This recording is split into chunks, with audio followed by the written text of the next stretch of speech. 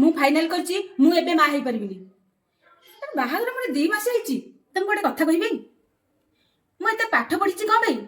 ମୁଁ ଆଗକୁ ମୋ ଭବିଷ୍ୟତ ଦେଖିବି ନା ଛୁଆ ଖେଳେଇବି? ଆରେ ମୋ ସାଙ୍ଗସାଥି ମାନେ କଣ କହିବେ?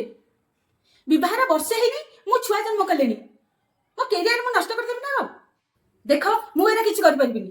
ଆରେ ଏରା କରିବାକୁ ତ ଆହୁରି ସାରା ଜୀବନ ପଡି ରହିଛି। ঠিক আছে গীতা, তোমার যাহা ইচ্ছা হচ্ছে তুমি সেয়া কর। ହଁ ଗୀତା, ଗୋଟେ କଥା ମନେ ରଖିଥ, ତମ ଲାଇଫଟାକୁ ଏନ୍ଜୟ କରିବା ପାଇଁ ତମେ ଆଜି ଭଗବାନଙ୍କର ଦେଇଥିବା ଜିନିଷକୁ ଆଜି ଗୋଇଠା ମାରୁଛ। ଭଗବାନ ନ କରନ୍ତୁ ତମେ ଗୋଟେ ଦିନ ଛୁଆ ପାଇଁ ବହୁତ ଭଗବାନଙ୍କୁ ମୁଣ୍ଡିଆ ମାରୁଥିବ, କିନ୍ତୁ ଭଗବାନ ସେଦିନ ନା ତମ କଥା ଶୁଣୁନଥିବେ। ହଁ ଗୀତା, ତମକୁ ଗୋଟେ କଥା କହିବାର ଅଛି। ଆରେ ମତେ ତ ଡର ଲାଗୁଛି। ଆରେ ଭଗବାନ ଦେଇଥିବା ଜିନିଷକୁ ତମେ ଆଜି ଗୋଇଠା ମାରୁଛ, କାହିଁକି ନା ତମ ଲାଇଫକୁ ଏନ୍ଜୟ କରିବାର ଅଛି।